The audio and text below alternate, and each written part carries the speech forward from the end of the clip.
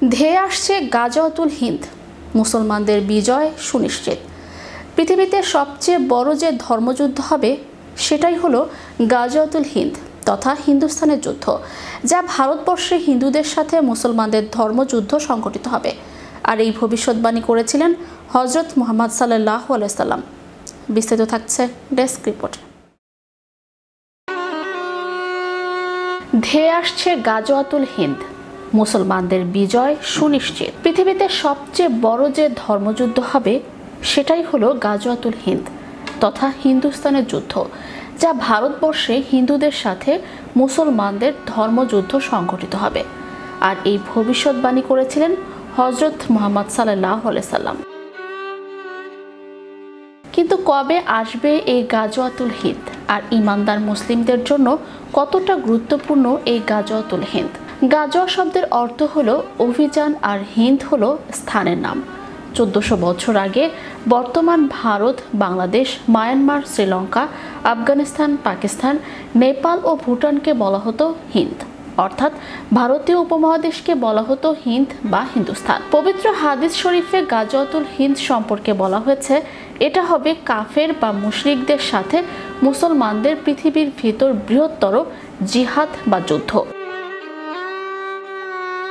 এই যুদ্ধে হিন্দুস্তানের মোট মুসলিমদের 1/3 শহীদ হবে, আরেক অংশ পালিয়ে যাবে, আর শেষ অংশ জিহাদ চালিয়ে যাবে এবং চূড়ান্ত বিজয় লাভ করবে। মুসলমানদের নিশ্চিত জয় হবে, কিন্তু এটা এতটাই ভয়াবহ হবে যে হয়তো অল্প কিছু সংখ্যক মুসলিমই বেঁচে থাকবেন বিজয়ের খোশ আনন্দ করার জন্য।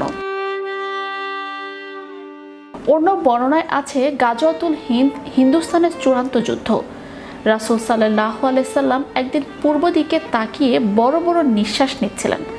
এমন সময় এক সাহাবী রাসূল সাল্লাল্লাহু আলাইহি সাল্লামকে জিজ্ঞেস করলেন, ইয়ে রাসূলুল্লাহ সাল্লাল্লাহু আলাইহি সাল্লাম, আপনি এমন করছেন কেন?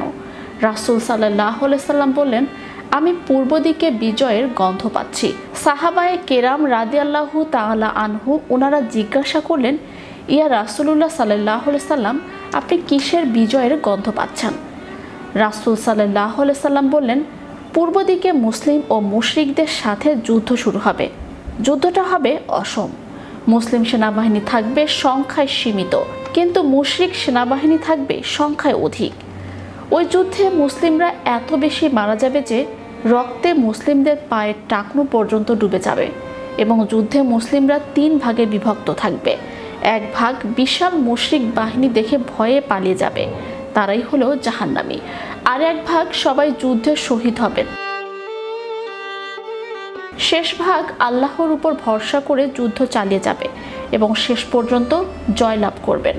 তিনি আরও বলেছেন, ওই সময় মুসলিমরা যে যেখানেই থাকুন না কেন, তারা যেন সেই যুদ্ধে শরিক হন। Channel Europe news desk.